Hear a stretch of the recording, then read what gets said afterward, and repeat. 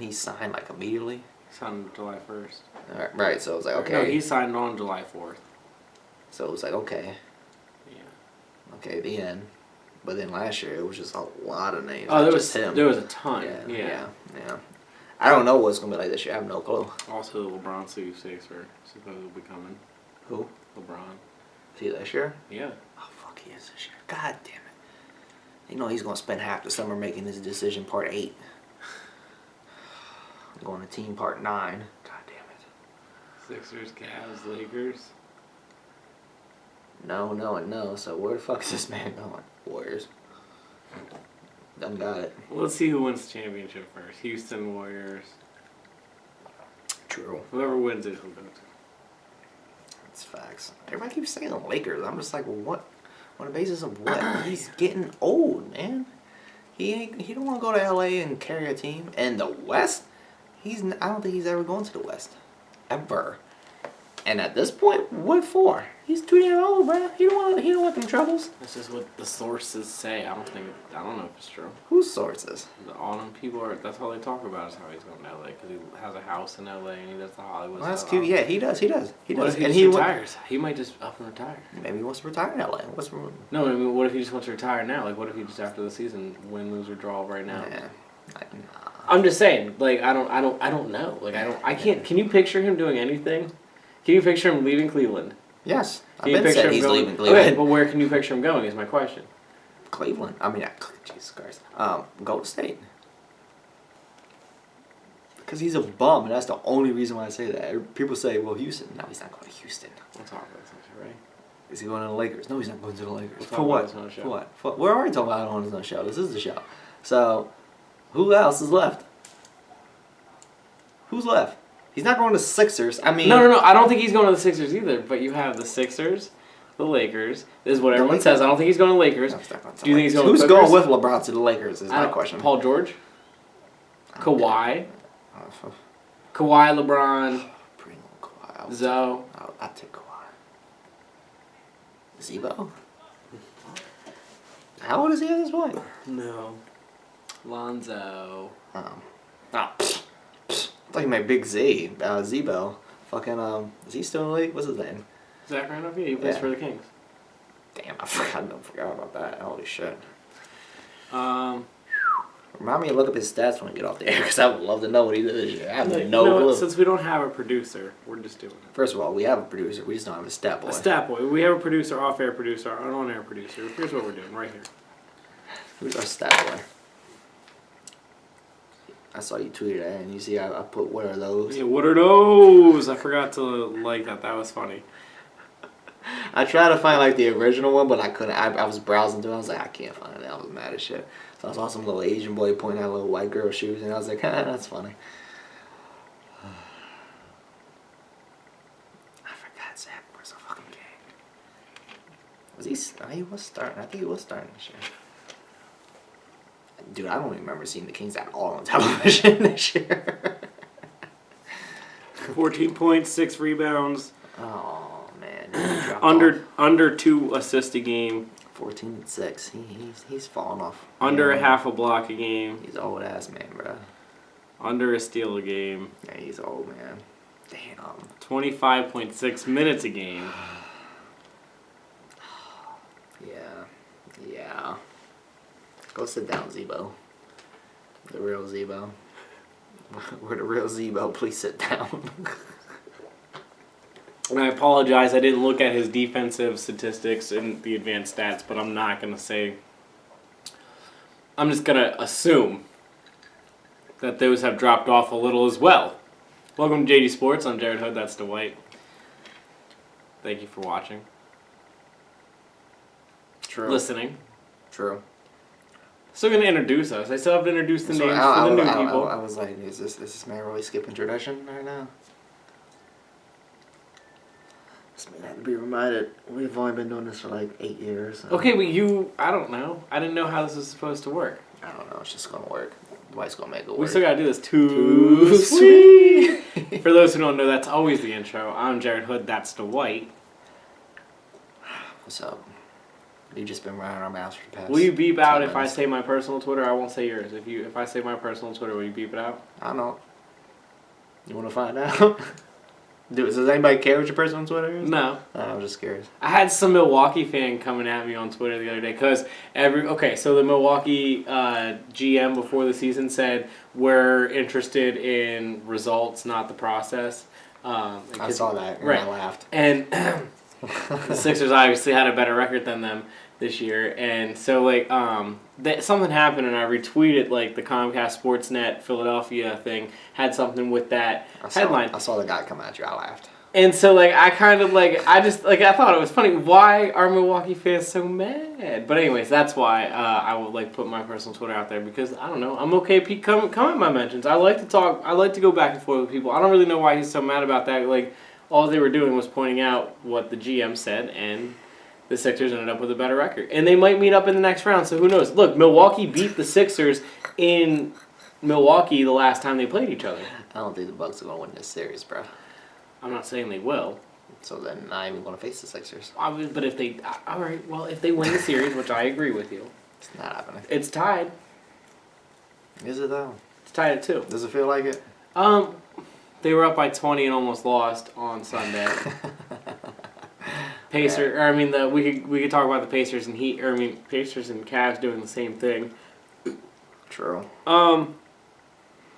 Honestly, at the end of the day, we always say the NBA is about superstars, and Boston at the moment, due to injury, doesn't have any superstars, and Milwaukee does. So I'm not saying, look, Boston's overall roster better 1,000%. right now, even without their superstars. 1,000,000%. I agree, but Jabari who? Can you name another Buck other than Giannis? no, And Jabari who? Middleton. He's been balling He's out. all right, yeah, He's okay. been playing well for Okay, them, I and can do that. if he gets somebody to step up like him, or somebody. Now, I'm not saying that's your key and that you're gonna even beat a better roster. You know his first name? My point. Right. Okay, just checking. I know who you're talking about, but I don't know his first name either. That's why I was wondering. Right. Alrighty. We don't know any other Bucks in the show. Stay in his mentions at Jarrett Hood. Jarrett D Hood, capital D. I'm okay with it. That's cool. Hey, that's cool.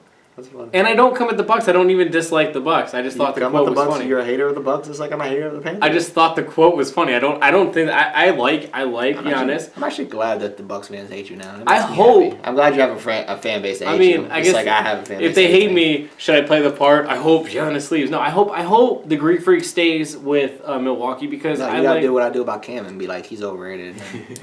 I don't even say that about Cam. The Greek Freak will never get a sidekick in Milwaukee. At this rate, you ain't lying. I know, and that's the Hey, thing. Jabari. Okay, but that's what sucks is because I'll be honest with you, I like him and I like seeing markets like Everybody likes the them Greek Freak. in Minnesota, and I like seeing the smaller markets. I like seeing them succeed, not in all sports, not just the NBA, but in the NBA, it's definitely a harder thing to do. The Grizzlies when they do well, things like that. Heck, even Golden State for how bad they were for so long. Now I know they're villains now, but for how long they were the darlings because it was so long that their fan base had to wait, and they have that great arena and the great atmosphere. You remember that? How they were that was the Seattle of the NBA, and I don't even think Golden State fans remember them being garbage. and yeah, I mean Garbage. Because half of them were bandwagon. they were fans. Portland for. They were Portland. They weren't even as good as Portland is the last couple years. They were like Dame Lillard at least getting to the first round and losing. They were once in a while getting to the first round and losing for a very long time. So I like seeing teams succeed, like I said, and I would like to see the Greek Freak stay in Milwaukee. So, but if I gotta play the part, leave. That restaurant didn't recognize you and they don't like you, so go. There's a restaurant that they don't recognize him. Yeah, I guess he went in there and they didn't recognize who he was, and something about he had to wait even though he had reservations. I'm not 100% sure the whole story because it was a little. I mean, again, I read this through Twitter, but the Milwaukee fans were definitely trying to still come to his defense, and like they started clowning the place because the place then either something happened inside the restaurant as well. It was bad customer service. Something happened. Anyways, so they tweeted then Giannis after the next Bucks win, come on in or something like that, and then and they were saying about a free meal on us and some blah blah blah, and people then started tweeting at them about like way to capitalize on ruining his night. You know, the other night he had to wait like an hour and a half or something. I'm not sure the whole story, but either way. How many giant just about to ask you African brothers? So how many Greek people are in Milwaukee? Right.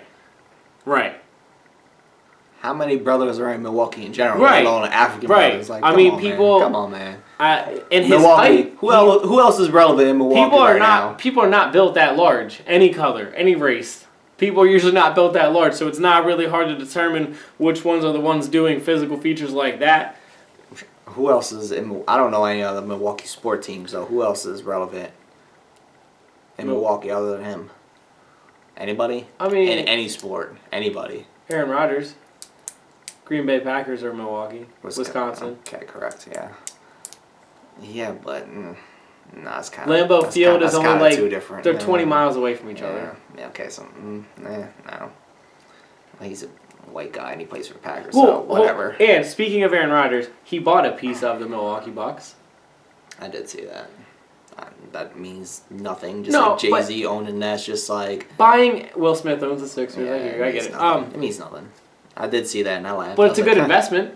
Buying an NBA team's never a bad investment right now. They're just on the uprise. If you're the Milwaukee Bucks, I'm not quite sure what that means, but sure. It's good to have a face sitting there in the front row for most of your games, yes. Did he show up at one game? Mm-hmm. Okay, I'll give you that. He does show up at one. He shows up at a decent amount of Bucks games. He goes to a good amount of Bucks games throughout the year. Really? Yeah, actually, I'm pretty sure that's how everyone found out him and Danica Patrick were dating. He took her to a Bucks game a couple weeks ago. He's just like one of us. Take a girl to McDonald's and say, you can get cheese on that girl. He's not always... Shout out to Aaron Rodgers for that. He's not... Hey, am I lying? No. That was a cheap date. Shout out to A-Rod. Representing. But not saying he goes to every game, but I will say that I have seen him on sidelines of Bucks games fairly often. And I follow him on Twitter, and he tweets about the Bucks a good amount, so... And that was for the last couple of years. He did, Fear the Deer last year, all that stuff. He was in on that. So, I don't know how long these talks of him trying to get into own the ownership was, or if they just came to him because they were like, hey, are you actually a Bucks fan since you've been out here talking about us so long? Would you like to buy a piece of the Bucks? I don't know how that worked, but he owns a piece of the Bucks now. They announced it before the home playoff game the other day in front of the fans, and him and Danica Patrick waved to the crowd. She retired from racing. Cool.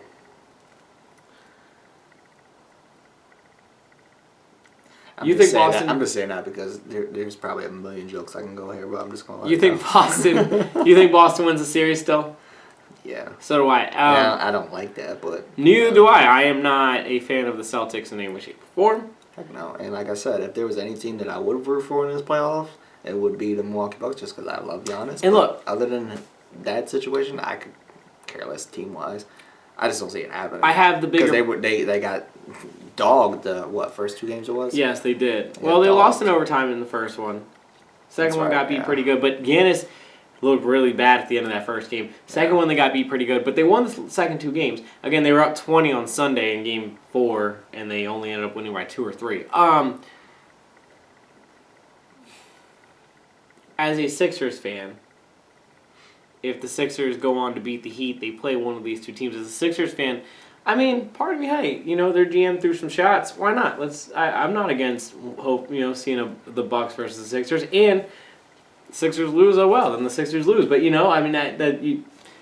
why not go against the team that was kind of calling you out before the year? I'm with you. I think Boston wins, but I'm kind of like to see it. Even if the Milwaukee would win, I would like to. You got to take your shot. If the Sixers face the Bucks, y'all beat them at 5. I guess not even.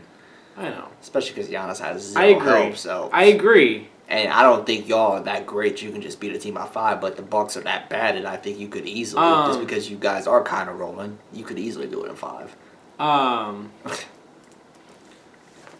Speaking of the Sixers, yeah, they are, as of this recording, by the time it's up, they might have the series clinched, or we'll be going to a Game 6. What's Game 6?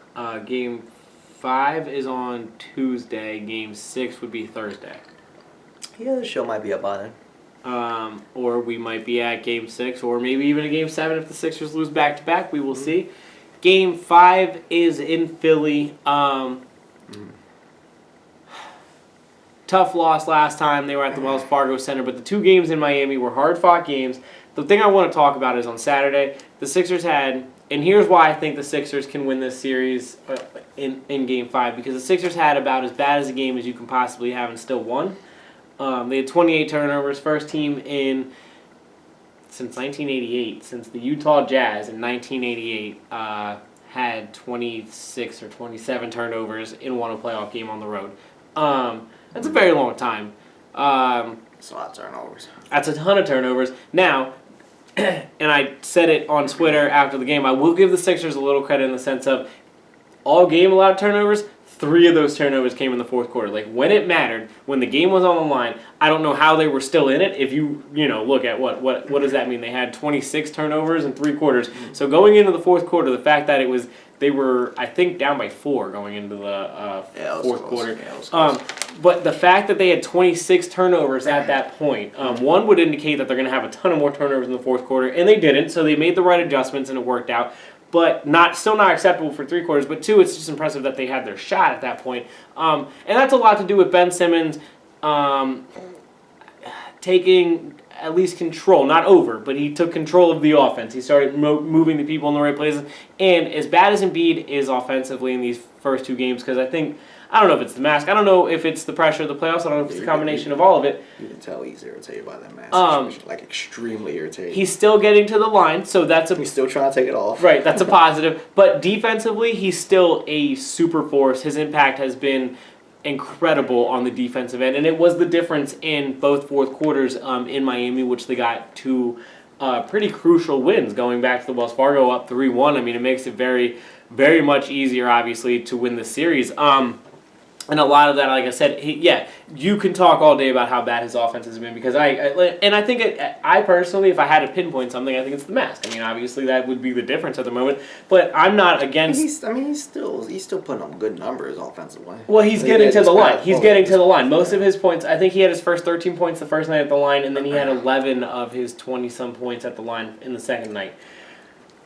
At the end of the day, he still put up 20 points, so I mean... And I'm totally... The fact that he's still hitting shots from the line, the fact that he's still aggressive and getting the line, and he's not... He missed his first 7 shots the first game back, and he didn't stop. So, I like the mentality, and I'm glad he's doing that. Also, I'm not against thinking there is something to first playoff game, second playoff game, on the road, the environment. The Heat fans have been there, not saying that, there's some kind of Seattle-type football environment, but it's still, it's a playoff game in the NBA on the road. That's an intense environment. So that might have something to do with it as well. They're your young kids still trying to learn through this. But... What was this last game? Game 3? The one as of this recording? Game 4. Game 4. I actually watched that game in full. On Saturday? That was actually a really That was awesome. I watched it in full as well. I left work early and watched it. That's what's up. Yeah. It's like he's leaving early this week. Probably not. But he is. So... No, but you guys played excellent. The Heat actually played excellent. The Sixers didn't play excellent until the fourth quarter. I don't even know how you could say that. Just like I don't know how these people could say, well, the Heat played a horrible game. No, you guys both teams were neck and neck. It was a shootout. The entire game was a shootout. It was a great game. Until they got to the fourth quarter is when you guys stepped up a notch and the Heat took a nap. That's exactly what happened. And even watching it, probably middle of the fourth quarter, I was like, the Sixers are going to win this. Just because y'all kept them moving from those previous 3 quarters, and the Heat kind of just took a nap. When the Sixers took control and they were up 4, and then the Heat made it a 2-point game, and then the Sixers went back up 4, and then the Heat would make it a 1-point game, and then the Sixers would go back up 4. I felt that way where I was like, I'm a little scared, but I was like, I feel like the Sixers have some kind of hold on this. And I think just rolling. They kept the momentum going. You were saying the Heat fell asleep. I think the clear-cut difference at the end of the day is, you had Ben Simmons who went right down the lane and made that dunk where they were relying. That was horrible. It was bad defense. He went past 3 guys at the end of the game, and it was just really, guy? The Heat were relying on Dwayne Wade having to put up a jump shot, and And guess what he was doing? Dwayne Wade was balling out in that game in that fourth quarter, but he was the only one that was doing. I was saying anything. with like 30 seconds, only you one. know what they're doing with 30 seconds to go. Everyone knew that Dwayne Wade was going to have the ball in his hands and he was going to have to take the shot, and that ends up being the difference. Is Dwayne Wade doesn't get the clear look, and like you said, just a bad breakdown from Miami. Ben Simmons gets right to the hole. Whoever was guarding him wasn't even looking, and then the other two guys had their back turned. So. I don't understand what he were doing, especially like in that game in that quarter. Like it was literally we were talking earlier, and I was saying Dwayne Wade is not going to lay down. No, not at all. And in that game, he clearly was not trying to lay down. He was putting up shots. Yeah, he was, and he was making them. He was balling out in that fourth quarter, but he was the only one. He got zero help. Whiteside is not doing anything whatsoever. Goran Dragic, I don't even know, He's had a good series, but he was in foul trouble a good amount. Even though he still had good games, he's been in foul trouble a good amount throughout. Whiteside had a better game his past game. Game 4? But he had one in game 3. He had one. He was 1 for 1. Something horrible. This whole series, Whiteside's been trash as far as I'm concerned. Other than one game. And Spoelstra didn't trust him down. He didn't put him in until about 4 minutes to go. He didn't trust him in game 3 at all. Yeah, it's just not good. Like literally, like this is okay. Hypothetical. Well, not question. Who has less help, Dwayne Wade or Giannis?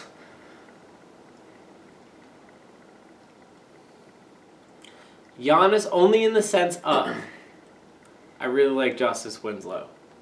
I'll give you that. Justice, he did alright that game. I'll give you that. But he's the fourth only quarter. one. He did kind of disappear again. But all of them did. Right. Okay, but he was out there. He was out there. He made some dumb decisions in that fourth quarter. A couple turnovers that I didn't like. He was forcing some things. Some bad shots. I'd probably say Dwayne Wade has zero, because I mean he's an older guy, so you would hope that somebody younger would be like, you know what, I got you, old. You know what the fella. difference is though, and I'm not saying this is fair to Dwayne Wade because he is older, but if you take off Dwayne Wade and put the Greek Freak on that team, he's balling down in Miami. Yeah. They have a better chance of beating the Sixers than what's happening right now. That's nothing against Dwayne Wade. He's an older guy. 35? I mean. Something like that. And he's playing like an old Dwayne Wade. But he's also, like I said, he's not laying down. It's just a damn shame that other than justice in that, at least that one game, I don't know what his stats are for the whole series. He's had good games overall. Now the first it's game, not enough. It's not first enough. game, it was a little shaky. Second game, he had a pretty good game where they won. Third game was the game where he tried to break Embiid's mask, and he kind of got out of his game in the second half, but he had a good first half. But in this game, I thought he had a great third quarter. He busted his eye in the second quarter with the whole diving situation. I want to talk about that. When Ben Simmons came up, what do you think the issue is? The Johnson put Covington into the. Do you remember when Covington fouled Dragic? Johnson came up and he kind of pushed Covington into like the back part of where the backboard is. And when Ben Simmons came up and put his hand on it, he wasn't even 2 seconds, and he was just turned to Ben Simmons trying to fight Ben Simmons. I've noticed a lot of times, a lot of these players, like bench players, like him, who are there to kind of draw people, they're always picking at Ben Simmons. Why do you think that is? Like, what? I don't. Because he's a young guy and he's a smaller guy. He's easy to pick on. They're trying to intimidate him and trying to get into his mindset, his psyche, and it didn't work. No, in that particular case, and I haven't seen it work on him yet. I'll be honest with you. I've watched him throughout this entire season. He is, again, it's just his rookie year, but I proclaim. They're trying to get into him. They're trying to get to him. I've proclaimed multiple times that he is my favorite Sixer since Iverson. Iverson is my favorite athlete ever. This guy, Ben Simmons, is probably my favorite Sixer since Iverson. That's saying so much. Well, no, there's not. I mean, I understand that. There's the generational talent he is compared to all the other players. I just love that you say that as a statement, like it's a statement, but it's not a statement because, duh. No. A lot of people like him. No. A lot of people like Embiid. A lot of people love Iguodala. Yeah. Ben Simmons is I'm with you. I agree. It's clear cut. Ben Simmons is the best out of all of them since Iverson. But anyway, I think that's funny that you think that's a statement. But no, I don't think it's like some crazy statement. Why do you always make that statement? Because he's my favorite Sixer. I like to say it. Anyways, it's been so long since you've been able to say I have a favorite Sixer, right? No, I love Drew Holiday when he was a Sixer. We'll get to him in a second. But, so I'm with you that he's a little smaller and he's younger and they're trying to get in his head. And I'm glad it doesn't work yet. But it was just like that dude was just so quick to turn around, and he was clearly not ever going to go after Covington. First thing he did was try to go after Simmons. And my thing is like, all right, like, now what? I mean, you're not gonna throw you're never gonna throw hands on the basketball court. Ben Simmons isn't gonna throw hands at you. What does Charles Barkley say? He doesn't say this exactly, but basically a bunch of fake thugs that aren't real thugs. But that's what Ben Simmons is sitting there Fake tough the guy's gripping him up. Ben Simmons is literally like, what? Like so fake tough guy's confronting another guy who's not tough. Okay. But that's my thing. It's not like he's in these dudes' ears like, yo, trying to fight him all day. Like that's like. I don't. One fake tough guy confront a guy who's not tough. And it sucks because I do think eventually, I'm glad that so far through the series, but I do think eventually, because it happens to every team. Look at the Warriors, look at the Cavaliers, look at you could look at all the teams throughout history. There has always been scuffles, and your team has been part of it, and your team has been the bad team or the good team on the side of it. It happens. Whatever. So the Sixers will have a time where they're in people's face, and they're the ones pushing people around like that. I don't know. I don't understand it. Anyways, I was wondering.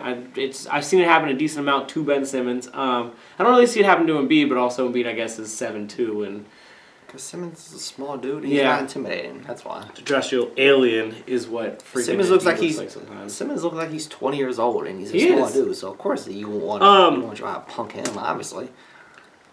Speaking of Cleveland tied with Indiana as of Sunday night. Yep. Who do you think wins that series? I'm still saying Cleveland. Same, but they have not played like they've deserved to win the series, right? We agree. They haven't. I will take a LeBron first round exit. Lord have mercy, I'll take that. There's a game that they lost that they should have won. There's a game that they won that they should have lost. Whoo! Can't wait to hear the excuses on that one. There's a game where they got blown out. I can't wait to hear that narrative. You know what? Yes, I'm going with the Pacers. I got the Pacers. I still think the Cleveland wins, but I'll be honest with you, I was more confident before any of these games tipped off that Cleveland was going to go through this first round than I am now. I mean, I'm not like that. They have not looked like we have both said like they deserve to win the series. That's just flat out. And outside of LeBron himself, the first game it seemed like like I said, he gave up at the end there and he couldn't find rhythm. Second game they found rhythm as a team, but then down the stretch, let them back in it. Now, they still won that game by, I think, a decent margin. Third game, though, got beat when they should have won the game. They look average. They look average right now. They look real average right now. I don't care how Tristan Thompson got no minutes until Game 4. I don't care how beastly LeBron wants to look every now and again, but the team looks average right now. I agree. And LeBron has real average right now. He disappeared in the third quarter of the last game. Shocking. LeBron disappears in a quarter. He just said, fuck it, I'm out. He didn't even disappear. He just missed a lot of shots. I think he went like 0 for 5. We just got our answer. And by the way, when they lose to the Pacers, LeBron's leaving. He's definitely not staying in Cleveland. If they lose first round, I think he's out for sure. He's leaving regardless, but his team looks weak. Looks average. Team looks weak. They do not look like a threat at all to anybody. I think the Sixers have a chance to represent the East. Anybody looks like they have a chance to That's what I mean. When As a Sixers James fan, and his bum team that's what I'm saying. there. As a Sixers fan, I got to be excited that it seems like the process looks a little easier to get to the finals. Anytime he can get a little, you get the butt. Whatever. Cavs look poop. They look poop right now. Poop. So actually, yeah, I retract my statement. I think the Pacers are going to win this. I'm still going with Cleveland, but they seem like the Pacers seem like they have more heart out there. They seem like they really they're determined to be that team. I think they can do it. I think they can do it. Words I didn't think would come out of either of our mouths. I wouldn't be shocked if they did do it. I'm just a LeBron hater, so the way that's those why first I'm 4 games these went. Words come out of my mouth. Well, that's fine. But the way the first 4 games went, why not? I mean, why not? Seriously. So the winner of that series would take on Toronto and Washington, which, ta-da, tied up at 2. Ta-da. The East. That's why we spent an hour at that one show before we got to Toronto. We did spend an hour. The East is garbage. Crazy right now in the first round. This man is crazy. It's garbage. The East is garbage. It's been garbage. What does this guy like to say? Parody in the NFL. Parody in the NBA. No, it's garbage. How did Toronto It's trash in the East. go down to Washington with a 2-0 lead? Did you believe in the Raptors before the playoffs started? I believe that they would At beat all. Washington in 5. That's cute. I didn't. Not even in 5? I didn't believe in any. I did thought pick they'd a beat side. Washington. I did pick a side. Do you think in fairness. do you think they'll beat Washington? I think they'll No. I think they'll beat them. No. But they don't. Because the Raptors are the Raptors. Kyle Lowry and DeRozan, and when he shoots it, it goes in, except in the playoffs. You could have the Sixers, Boston, Washington, and Indiana. And the Bucks. Let's bring the Bucks in, too. Well, then it would be the Bucks instead of Boston. But either way. Well, So the that's Bucks fine. are Boston, That's cool. Right. Sixers, Cool. Indiana, and Right. Washington. Whole lot of garbage out here. And a process. God, that you know why that sucks? Because that just justifies this stupid 76er thing then. That just makes everybody and their mom say, you know what, it worked over here, but then they don't put it in the context, well, the East is just garbage, so I mean, whatever, and y'all lucked out. Y'all actually drafted right for 2 times. 2 times out of however long this process has been going on, you actually drafted correctly, so, you know, whatever. But you know, who's keeping track? 2. This guy. Yeah, you got it right 2 out of how many times? Robert Covington. Stop it. He's not a good basketball player. I'm not saying he's not a good basketball player, but He wasn't a top 5 pick. He was picked in the 2nd round. Look here, Trigger Philadelphia. You can take him off the damn team, and Dario was picked 11th. You can take those 2 off the damn team, and you still got Ben Simmons and Joel Embiid out there. Is the point? They are the 2 best players. I don't disagree, but Okay, so then throw me out there with them, and you know I can do whatever Robert Covington is look, doing. I have talked about all the faults they made at the top of the picks, and Oh my goodness. Michael Carter-Williams, it was a bad pick, but they got more back in return for him than what they did drafting him. This didn't need to turn into a 76er conversation. Nerlens Noel got more back for him, even though I wish he would have stayed, and they wish he would have stayed for sure. But he's a solid ball player. I was gonna say above average, but I think solid's a better word for it. I don't need the process to the 76ers to go much farther. Just saying. Because Dario is the first Sixer Nobody gives a since damn Dr. about that. J Nobody cares. to score 20 Nobody points cares. in the first Nobody 4 cares. games. Nobody cares not named Jarrett Hood. It doesn't matter. It's irrelevant. You always sleep on Dario, though, man. I gotta I shout sleep out on to this the team homie. because you're going to shout out anybody on the 76ers who has a good game. Great. A good game. He's at 4. Mazel. Okay, Mazel. So, does he start anywhere else in the league? Probably not. Yeah, so you don't think Dario starts anywhere else in the league? No. I read a No. thing the other day. If you redraft, it was on Bleacher Report. If you redrafted, he would be drafted 3rd overall in that draft. The guy must have been from the 76ers, huh? From No, Philadelphia, I don't know.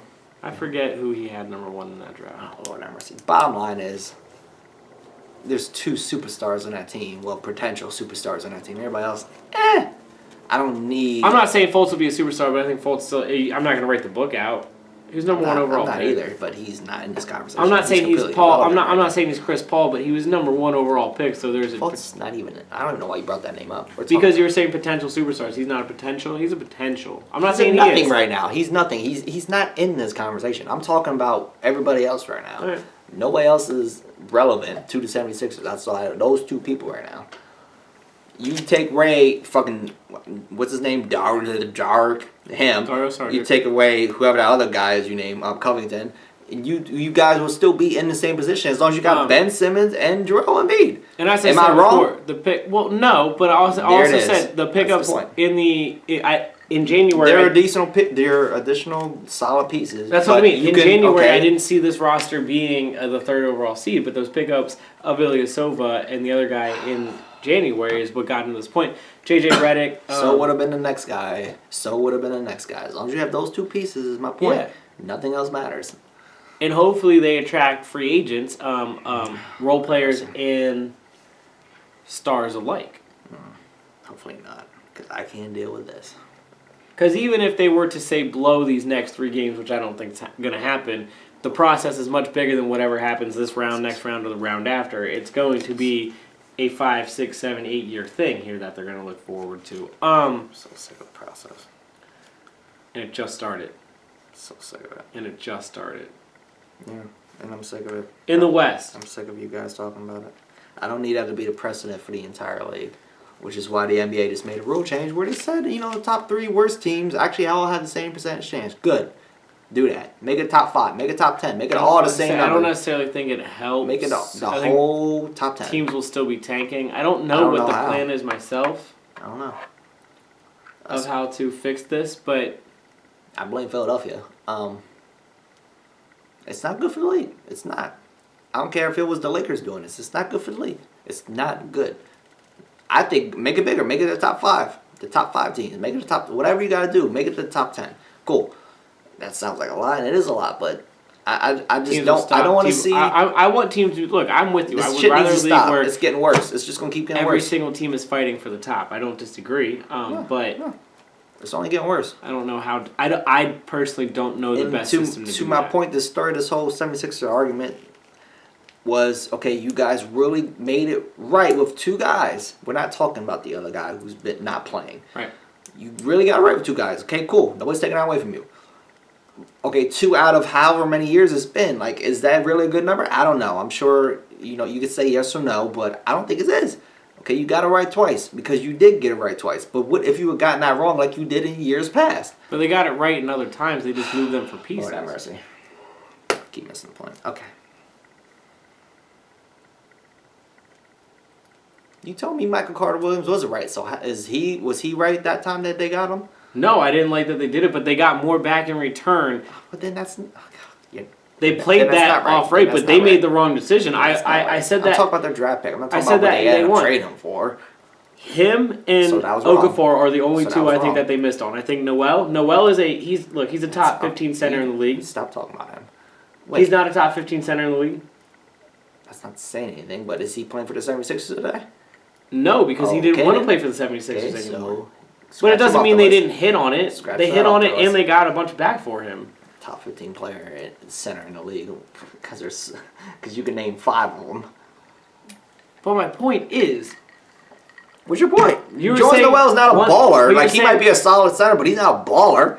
I don't think he's a baller either. Okay, well then, whatever. Okay, so who else? Who else is on this magical list that you want to talk about? I mean, that's it. We've talked about the other ones. Embiid, Simmons, and Bolts are the other 3. Okafor, as I've always said. So now? Porzingis is. I wish they would have drafted him, but I didn't even know at the time about what Porzingis was.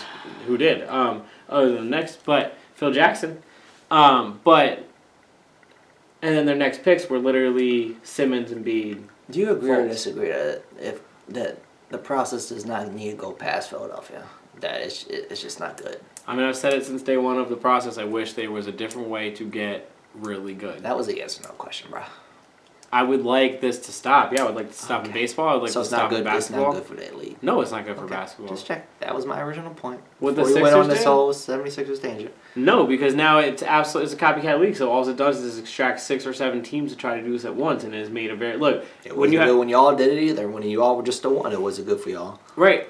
But what has happened now is 30% of the league is tanking. At least then it was just 5% of the league tanking. Now you have, and I'm not saying it's okay, but what I am saying is that what it did was it pulled other teams to start doing it. Now the Suns, the Hawks, the Clippers, who else was tanking this year? I mean, once Porzingis got hurt, the Knicks, the Nets were tanking. Teams that just suck. I don't know if they're tanking. The Nets, I think, are the only team that weren't tanking that ended up low. I think everyone else was tanking. I don't know. You're just naming a bunch of teams that are garbage. I don't know if they were tanking. I don't know if they had the Hawks let go of their 2 best players in December. Who were they? Ilyasova, who is now playing for the Sixers, but he was leading their team in scoring. Somebody's got to do it, so... They let go of him because he was leading their team in scoring. That's not tanking? That's not tanking? Letting go of your leading scorer in the middle of the season. If the Lakers what were they paying him? Maybe he was just the highest paid player, and they were like, you know what, he's really not that good. And the 76ers like, he could be this. But they released him. The Sixers didn't even trade for him. They just released him. The Sixers picked him up. I'm 76ers out. What's next?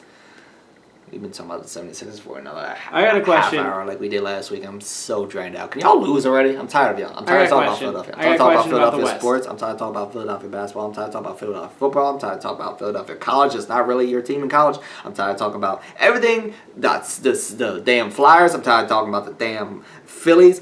I'm Philadelphia out. I got a question about the West.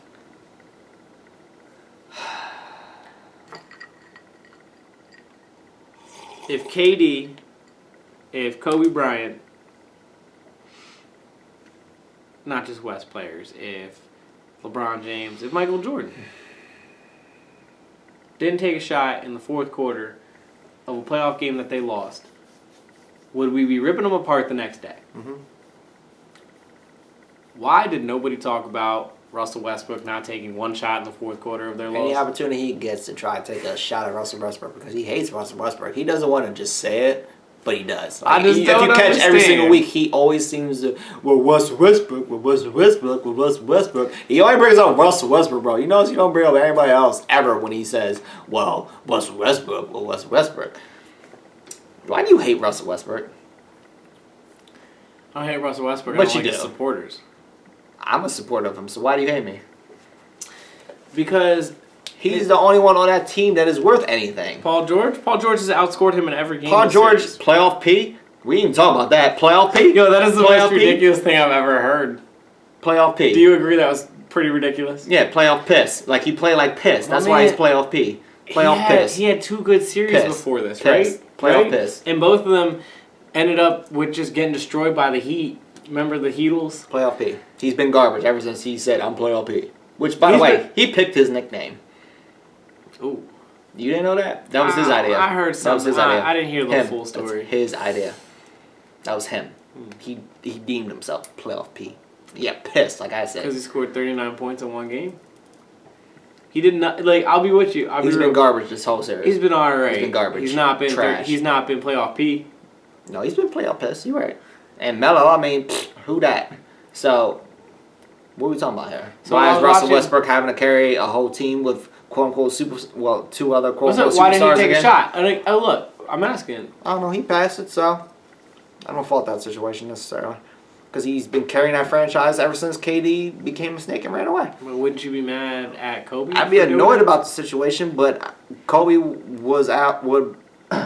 Kobe never did in that. In that scenario, I'm not no. trying to say. I'm not like. I'm just asking. But in that scenario, I'd probably have to take a step back and say, you know what, Kobe's just been carrying this. I mean, at some point, can somebody else do something?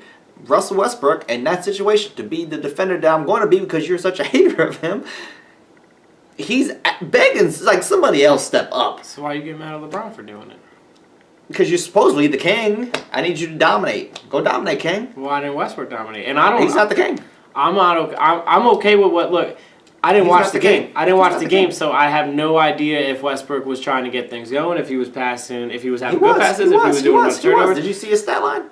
Yeah, I saw the stat line, and he had a really good even scoring. He had a good first 3 quarters scoring. I just don't. And in the fourth quarter, what do you have? Like 4 assists, right? 4 assists and two Here's or the 3 thing. rebounds. Okay. I'm not. And Here's I'm the not answer even to saying your it was a question. Here's the bad. answer to your I'm question. not even saying it was a bad quarter. I was just asking the question. Here's the answer to your question. Okay, should he have done that? Yeah, he should have. He should have took that shot. I don't even remember. Because I would like LeBron to be more aggressive. I would like. Listen, and I'm with Russell you. Westbrook's too aggressive though, so I mean, whatever. I'm with you, and that's why I am shocked that he. I woke up more shocked. So I'm not for trying once to he put- passed. I'm not even Muscle. trying to sit here and put him down. I woke up more shocked when I read that he didn't have any shot in the fourth quarter. I was like, why? Like, why? Yeah, that's a problem. Like, what he is- He should. That is a problem. Yeah. And I don't think it's some kind of like mental I don't head think- case thing. I don't think it's some kind of. I think like but I can't explain what happened there. Should he have a shot? Yes. Do I have a problem that he did it? Yes and no, because And look- again, he carries that franchise Agreed. so hard. And in the regular season, his numbers are off the charts, and in the playoffs, his numbers are really good. But in the fourth quarter, not just that game, over the last 2 years, his efficiency overall, and I can't tell you what his like overall points and rebounds and assists were, but his efficiency in the fourth quarter overall the last 2 years, and I get that is just the first 2 years without Durant. And last year he had I understand that, but his numbers haven't been great in the fourth And this quarter. year he's had who? I understand. That's my okay. Should he have taken more shots or any shots? Sure. Oh, yeah, yes, for sure, for absolutely, sure. 1000%, and that is an issue. Does it make a difference though? I don't know. I was just don't necessarily bringing think so. everybody else up because He hates Russell Westbrook. James Harden got destroyed last year for what he did in one playoff game. You know what I mean? And Because he's James Harden and there's no way else there. Supposedly, Russell Westbrook has 2 other pieces out there, so that's Right why now, I think yeah. the focus is, and my focus is on these 2 other quote-unquote stars who who are supposed to help him in this situation. Like, this is the reason why they signed y'all for this moment to help Russ now and Rubio's in this not moment. getting a triple-double. And now we're talking, can they make it out the first round? That's a problem. Rubio's not getting a triple-double 2 more times in the series, though. Right. As of this recording on Monday, I don't see him.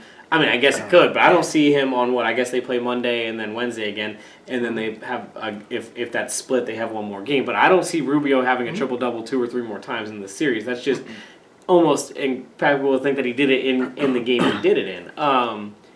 Right, and my thing is, okay, so where's this guy that supposedly the Lakers wanted so bad, playoff P? Where's this guy that the Knicks didn't even want in Melo? Where's these dudes that are supposed to be helping this man Russell Westbrook right now? Talent wins out, and where are these dudes at? Talent wins out, and I think that Russell Westbrook has the most talent on the court out of both of those Both teams. of those teams, yeah. So I'm going to still take Oklahoma City and Russell Westbrook to win this series because I don't expect there to be one more game in a playoff game where he just doesn't take a shot in the fourth quarter. I think forever. No, at least I think the night of this recording they have a game. I think he'll take 30 shots in the fourth quarter if it's a tight game. I was gonna say, because it's Russell. He'll be too aggressive. Yeah, that's exactly what will happen. Right.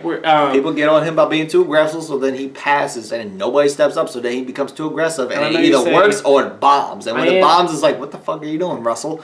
It might be a situation tonight I'm way more critical on Russell Westbrook than I am on most people. You gotta tell me we know. I like Russell Westbrook though. I just don't understand how he gets. Why was his triple doubles ignored this year, but last year was celebrated as like, oh my gosh, we've never seen this before. I agree with that. That is ridiculous. The back-to-back thing, like, why wouldn't we bring that? Like, if he did it 1 year, that's super impressive that he did it 2 years in a row. We're talking two straight years of back-to-back triple-double. Like, that to me is talking with him. I'm talking about him with MVP. More impressive than doing it 1 year in a row just because it isn't technically 2 years in a row. You know what I'm saying? And that's because he made history last year. But that's my biggest thing. Well, but he's not the first to ever do it. He's just the first to do it since like the 80s. But right. So and that's a big deal. That's why it was a huge deal. Right. That's why it was huge years last year. But I think it's an even bigger deal that he did it back-to-back years, to be honest with you. And there's several people that were saying the same thing. And honestly, I didn't realize I thought he was just short of averaging that triple. I thought he was too until that last night. Until that last night, and then I saw that he was 16 rebounds away or whatever it was, and he ended up with 20 or whatever. Yeah, I thought he was like, I don't know, 2 rebound shot or whatever. I thought it was like from being just of hitting that second year in a row, and I was like, wait, he actually did that the second year in a row. Why is nobody talking about this? I didn't know this. We live on the damn East Coast, so of course we don't know. We don't see it. So. Why are nobody talking about And this? also, as I will always say, because of how much I like Iverson, I always wish that Russell Westbrook didn't play so much like that. Because if Iverson would have switched up his style and understood to use his skill set in a different way before and not be so aggressive the way that Westbrook usually is, I think Iverson would have had a better chance of winning some championships. I don't disagree. Well, and talk about Russell Westbrook. So okay, you got some superstars out here. You got some help out here. So why aren't you helping him? I would like to. I mean, playoff P, as you said. Look, have you ever believed in Paul George though? No, he's a very good player. He's an excellent player. He hasn't. Agreed. He should not have teamed us up. And as much as what's funny that Melo was like, that's your nickname for life, bro. Melo said you're never gonna live that down. And as much as I love, he was right. As much as I love Melo, this is an older version of Melo, so his scoring's not going to be as good, and he was never the best. Melo either, but he was not, and he was never the best defender. So you know what I mean. The older Melo's not going to be able to do it. Melo's just like, shit, I'm in the playoffs. That's what's up. Yeah, it's been 5 years? 5 years, 5, 6 years since Denver, at least. We both take. No, he did it with the Knicks twice, but that was it. The first 2 years he was with the Knicks. Yeah, they lost to the Heat in the first round the first year. In the second year, I think they lost to Boston in the second round. The first year he was traded there in the middle of the year. Did he swept one of those years? I think he was swept the second year. All right. I'll say I might remember one of them. All right. Mine is Russ needs some help out there. I take Oklahoma City. I want Oklahoma City. If there was another person I would root for other than Giannis, it would be Russ. The only person we talked about with Utah so far was Rubio. I do want to shout out Donovan Mitchell. He's been playing incredible. He has. He's had an incredible series. Sad news before we talk basketball a little more. The Spurs head coach lost his wife last week. They've been together for, I think it was 4 or 5 decades. They were together since their 20s and they're in their 60s. Super sad. Papa is obviously, one of the greatest coaches in all of sports. And, it's just one of those where you see... Apparently she was, like, really into the organization. So, and she was sick for a little while, so there was a lot going on with all the team and being around her and all that. And... It's a damn shame. Players across the league, that, Popovich has made connections with throughout the years, players that he plays all the time in the West, and things like that, had obviously reached out to him. So, sad, and condolences to him and the Spurs organization and his family. It's going to be a hard time. And out to him. all the crazy things that have happened to them in the last couple of years, this is, it's one of those where it, like, kind of sits you back in reality, like, whatever happens on and off the basketball court. At this point, does obviously, anybody like, even care? Right. For that's the point. Like Kawhi, does anybody even want to get on the Spurs at this point now? Right. Like that whole Kawhi situation. I can't even get on at this point. Right. And that kind of they won a game. They won a game. They had Manu Ginobili had an incredible game in Game 4 to keep them alive. They won one game at home. They get a little clap for that. Good for them. They won't win another one, but. Speaking of other series, can't even get on them. Speaking of other series that are already wrapped up, New Orleans swept Portland. Who? What time is it? It's time to go home. So, I guess basketball experts. This is my favorite thing, right? Because you and I, we always make fun of the whole prediction radio thing, even though we do prediction radio. But we don't. But at minimum. When we're completely wrong and like just obliterated in our predictions, we laugh about it, we talk about it, and we move on. My favorite thing right now is all the experts saying about how Rondo and Drew Holiday, they were obviously too long for the guards of Portland, even though everyone was talking about how Dame Lillard was the only reason Portland was in the playoffs, and he is a point guard. And Dame Lillard didn't show up in the series. Nobody wants to talk about that now. His numbers were horrible. But that's because he did. They ran into the brick wall of having two really long point guards. Hindsight's 2020. We all realize that those two long point guards were the difference in this series.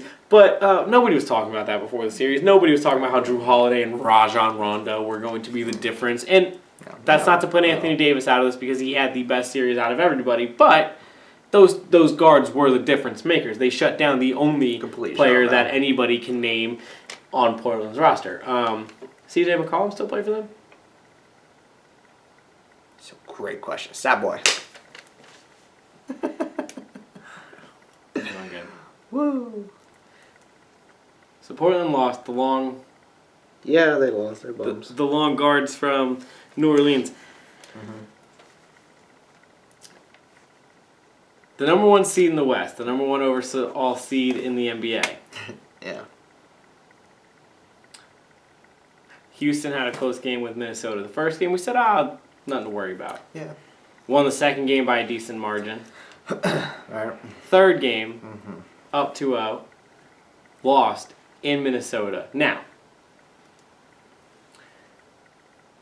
they ran a full practice for the first time in like 4 months. Because, they urgently have to win 2 more games. And is the pressure on and blah, blah, blah, blah, blah. Let me put it to you this way. I do think there is sometimes in sports real things like, for the first time in 14 years, Minnesota Timberwolves were hosting a playoff game. The crowd was going nuts. It was a different atmosphere. The energy level is just sometimes... I'm not... But... I don't believe in momentum. But... Houston should have won that game.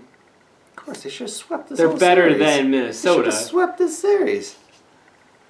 So are you falling off the hype train with the Rockets? No! Houston's still going to win this series. I am. I kind of. Houston's still going to win. They're going to be... I didn't think they were going to beat Golden State anyways. So I still think they win their first 2 series, lose to Golden State. Yeah, I agree with that. You know what I mean? I never got on that hype of this year. Are they worse? How good they were playing this year? Are they maybe not as good as I thought they were? Sure, but I still didn't think they were beating Golden State if they are as good as everyone thought they were in the first place. You know what I mean? Like, even if everyone thinks they are as good as those numbers are saying, those numbers are saying they're the best offensive regular season team of all time. That's what the numbers statistically say. I'm not saying this is the truth. That's why analytics suck. My point is I'm not even saying I believe in that being the case. But even if that is the case, I was still going to go with Golden State in a series. That's been my argument. They're not seeming to play 3 games in, and currently, while this is going on, they're playing their 4th game. But 3 games in, as of this recording, they haven't seemed to be that team that we saw in the regular season, even though they've won 2 of the 3. I still think they'll win this one in 5. Yeah, they should definitely still win this, but I just laugh at the situation because I never bought into them. Like, I was just like, okay, no matter how But we good both or agree how, that Golden State is going to be. Yeah, right. And no matter how well they were playing in the regular season, it means absolutely nothing once you get to the postseason. And here they are facing some adversity with the Timberwolves, and it's just like, really, guys? Really, guys, you should have easily swept this situation. Karl-Anthony Towns had his first good game. It was in Game 3. The other 2 games, I think he had less than 15 points combined. Yeah. You have anything else to talk about with basketball? No. I think we covered every series. I think we did. I've watched more basketball than I have hockey outside of the Flyers. Like the Flyers, I watched all their games, but I've peeked in on all the other games. I haven't sat down and watched full of the other NHL games. I watched a couple full of the NBA games, and so far the NBA playoffs have been fun, even if they are mediocre teams sometimes. It's gotten a little tighter. I will say that in the first like 2 or 3 games, it was finally it was looking a lot one-sided, but it kind of got a little for the tight. first year in a long time. We have multiple, like we have more than two series in both sides that are going to go more than 4 games. Literally, it's tighter. The last 6 years we've had 2 sweeps in the first round on both sides every time. So this is better. Yeah, definitely. The NHL. Speaking of. My Flyers lost. Who? My Philadelphia Flyers. They did what? They lost to the Pittsburgh Penguins, the rivals. To who? Sometimes The team that's the who? Sometimes you want them, and sometimes they give it to you. The team that's better than y'all? Well, I mean, they back-to-back Stanley Cup champions, and then they beat them in 6 games. So The team that owns who? right now, yeah, over the last 5 years, for sure, have owned Philadelphia.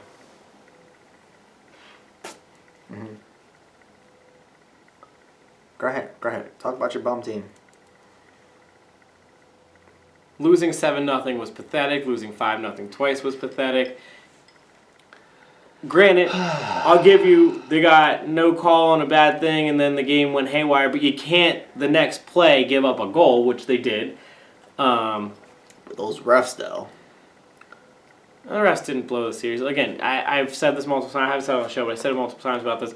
The refs did not blow the series. They might have blown a call and changed the tide of the game, but again, what the Flyers did after that non-call and what they did losing 7-0 and 5-0 twice doesn't change either way. Get that call or not. They still lost 7-0 and 5-0 twice. In those games, there is no excuse. Right. The goaltending was shaky until Neuwirth came in, and even when Neuwirth came in, the second game was bad. Defense isn't any good. Can't even trade your worst defensive player. I'm struggling just because, like, I literally, after the last game in the series, what was it, Game 6? Yeah. After that game, I went on Twitter, and this was hours after the fact, and because I had worked that day, actually. And so hours after the fact, I'm just browsing through Twitter and just observing of course, the Philadelphia situation, because it's the funniest, regardless of if they win or lose. So I'm browsing the situation, and I just see these fans, including an ex-producer of ours, Joe. And these dudes out here talking about, well, these missed calls, and yeah, we lost and we deserve a loss, but man, those calls though, it should have been a closer game, and even shout out, with all due respect, shouts to Hoodie, shout out to your pops. I saw even him put on Facebook, said something about, well, we should have only lost by this amount. He said this amount, and I was like, homie, you still lost. You still would have lost. I think that's what I get your point. No. I don't know, but I got the point that, the officiating, if it was garbage, it was garbage, but I was like, okay, but just the way he worded it, I was just like, well, homie, you still lost the series, so I agree. Matter. And as I said, they lost by 7-0 in the first game, they lost 5-0 in the other 2 losses, and then they lost, 7-5 5 in that one. Right. So okay, whatever. Okay. If it's 5, if it's 6-5, he's still lost. Well, so. okay, and I will grant it. The goal that happened after the non-call was completely crazy, ridiculous, and they scored the goal to go up 2 goals. But then, literally, the next play on the face-off, it was less than 30 seconds later, they scored another goal. Right. That's the issue. Like, that to me is like, all right, well, if you don't let them score that goal and you score another goal, you're really right there back in it. You can't. I mean. Yeah, it sucked. It absolutely sucked. Look, LeBron James, Tom Brady, they get extra calls, right? Like, it happens. The refs tighten up. They're human. They tighten up with the Penguins, not just against the Flyers. They do overall. But this is just part of it. I don't find it to be. And I'll be honest with you. Now, this series, for sure, I will give you the Penguins got away or got more calls than the Flyers did. But overall, in hockey, it evens out most of the time. Like, all right, sure, but again, they lost 7-0, 5-0, and 5-0. So even I'm not trying to say somebody put a puck in a goal. I'm not sitting here defending it in any way, shape, or form, trying to say that's the reason they lost. As I was saying, yeah, for sure. Do I think that it was happening? Yeah, for sure. But I don't think it was part of necessarily the total outcome because the Flyers were not good enough overall to beat that Penguins team. No. The first line, Giroux had 1 point in the series. The first line completely disappeared. Okay, so I'm just throwing this idea out here. You tell me if I'm wrong or right. No. Outside of the power play, what hindrance do the refs have on a game? Well, outside of kicking somebody off the ice.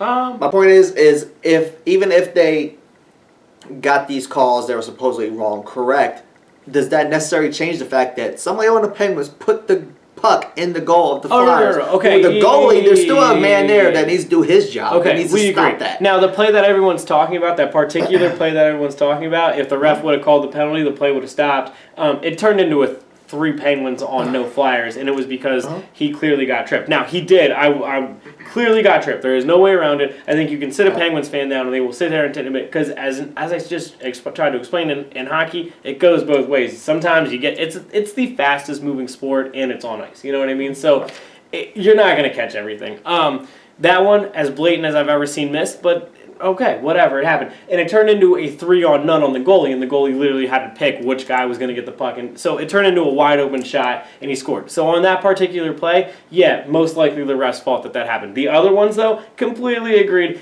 The goalie's there. Other people are most likely usually there. So let's blame the ref, though. No, I don't. Absolutely. And as I said, was there penalties for sure or non-penalties called? Yeah, absolutely. Did it mainly happen in the Penguins' way? Yeah. And has that been happening over the last couple of years?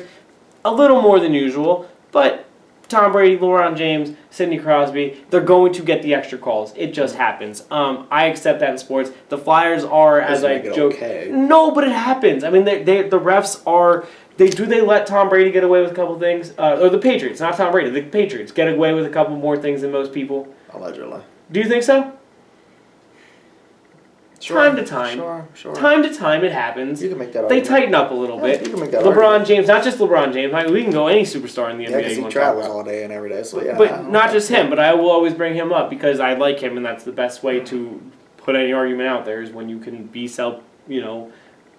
you can look at it in the mirror properly here. But any superstar in the NBA, they get away with the refs tighten up sometimes. Not at Golden State, their entire team. Now the refs have this year come back a little more, and maybe that's an NBA thing. But you know what I mean in the sense of, yes, the Penguins, not just this in the series against the Flyers. I watched it in the other couple series. Even last year in the Stanley Cup, you can make the argument that there was definitely a little more swayed plays that went towards them in the refs' eyes than not. But again, it's going to happen. It's not.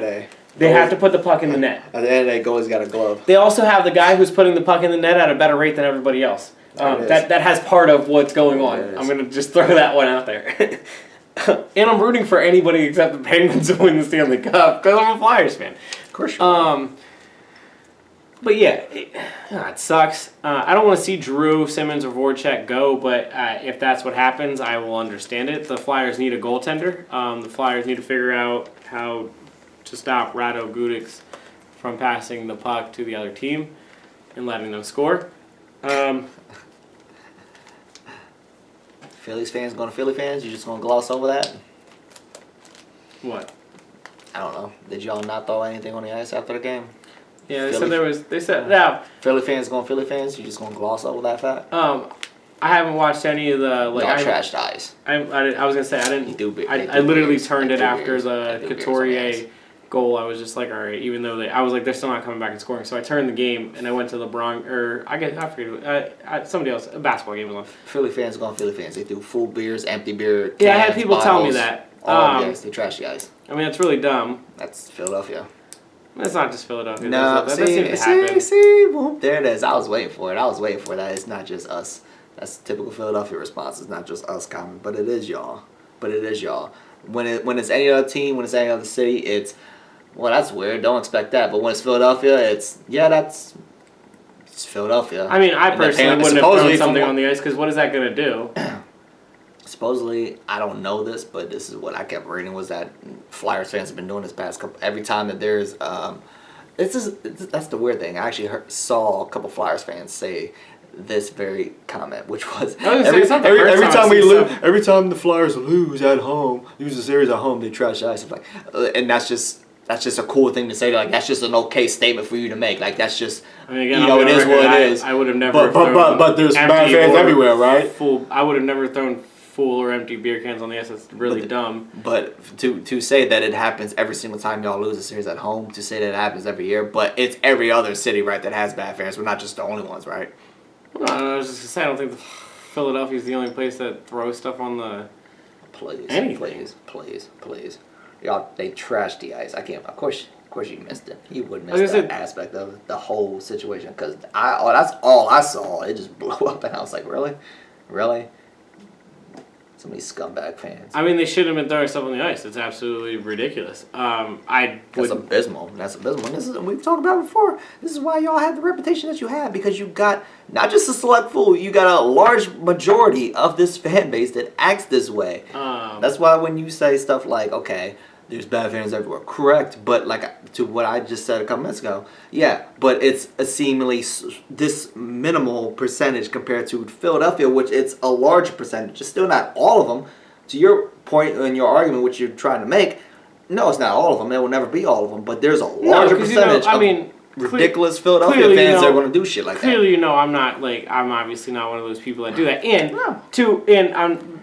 To your point, I probably watch more Flyers games than those people throwing beers on the ice at Penguins fans. Like, you know what I mean? Like, I probably watch and care more about Philadelphia sports than most of those people, right? Mm-hmm. Like 90, not all of them, but there's a good amount of people that I would spend more time and more money on than those people most likely on Philadelphia sports stuff. So I'm with you, and I would never take it to the level where I gotta throw my full or empty beer can at a Penguins player because that's ridiculous. Because that's just dumb. It's just stupid. It's ridiculous, disgusting, and if you're throwing a full beer, you're wasting money. What do the Penguins fans do? Or what do the Penguins players do? I mean, if I was the Penguins players, I'd have been like, woo, like picking them up and throwing them in the air and like hitting them with a stick. There's a clip. I can show it to you. There's a clip. But this was before. This was in like a third period. I don't know what the heck was happening, but there's a pic, or there's a GIF or a little video of a Penguins player. He's in the bullpen or whatever, and he's just sitting there, and he was like, "Are you kidding me?" I don't know the exact context of it, but every tweet that I saw about them retweeting he was getting stuff done. People. Maybe they were talking about. Well, apparently, I believe it. It would be dumb. But. Apparently, Flyers fans were chanting something. What I don't know. Something stupid, probably like Crosby sucks. You know your team sucks, and he owns you. Like stupid and retarded at that point. That's what would the Penguins. They have no reason to be upset that these things are happening. They could just be throwing them back at the fans. Like they literally can point at the scoreboard. Is that what you just said? Pick the beers up and just toss it back. Who cares? They're tossing them at you. Philadelphia fan right there. What did I tell you? It's Philadelphia fan. What did I tell you? Let's not get on the fans of Philadelphia for throwing the garbage. Just tell the players to just pick it up and throw it back. Whoa. Philadelphia. Let's rewind to the conversation that we had in the beginning of football year. What did I say about that Seahawks player who was going to jump into the stands? I wish they would have let him do it. Philadelphia. What? So because I'm consistent on my argument, no matter what city, team, players, or fans. Because I'm telling them to literally go back at the Philadelphia fans. Now it's bad. But when I was saying to let the Seahawks fan fight the fan at the Bucks, it had nothing to do with Philadelphia. That doesn't make any sense. Philadelphia. I've had the same thought on how because these athletes are monsters compared to us. So I've had the same thought on how the athlete should be able to handle these situations. You know how that stops? Let the athlete go right at the fan. Yeah, sure. They'll stop throwing beers. Sure. Let a couple players go after an entire freaking arena full of fans, right? That's the answer. Instead of just saying that these idiot-ass fans that act like moronic assholes is the problem. They should not have been throwing the beers. We completely agree, as I've said. Philadelphia fans are the worst. As I said, I wouldn't have been throwing beers at those two dudes that were walking in the Minnesota shirt. Or I wouldn't be dumping shit on random people because they're wearing other jerseys. I don't have the answer of why people do these things. Philadelphia people, man. But Some Philadelphia fans. as I've always said, Right, and to your point, you want to talk about that Seahawks situation? Yeah, it was one guy that was throwing beers at that dude, and he almost went Ron Artest in that but that's stand. my point. Is I've always been consistent on this is how I think it should be handled. I don't care if it's Philadelphia fans and it's a Pittsburgh Penguin. If a Pittsburgh Penguin wanted to climb into this fan and beat the hell out of some Flyers fan because he was being a dickhead, then go for it. Do it, man. This is why, again, to my point, one person, one fan base we're talking about. We're talking about an entire city, an entire arena that is doing this one act. That is a problem. But we don't deserve this reputation. There's bad fans everywhere. Correct. But you are a large part of bad fandom. The city of Philadelphia. You might be a supporting city. You might love and care about sports more than anybody else. But you're also some of the biggest scumbags in all the sports. Because it's not just a small percentage. It's a larger number of people that act that way than any other city. You can't say that that's not correct. I can't speak for those people that are throwing beers at them, Dwight, though. You're asking the wrong Philadelphia fan. Like, Did I not just speak a fact? As I always told you. More than anybody else in any other city in America? More? Yes. Literally, someone died at an Oakland Raiders game over because they were wearing a different jersey. Like this, like that's my point. Like I don't understand how this is getting because they throw beers on the ice. Literally, someone got stabbed at another football game, and the Eagles are the worst fans in the world. Like yes, it happens everywhere. I've always thought it happens everywhere. In the '80s, didn't the Detroit Tigers have disco night and they had a bonfire in the 7th inning because the fans started throwing the disco disc on the field and they canceled the game. Like. Stupid, dumb shit has been happening with fans since the beginning of sports time. No, it's not okay. I wouldn't throw my full beer on anybody. He's always going to deflect. Or my fake beer on anybody. He's always going to deflect the Philadelphia thing. That's fine. It's expected.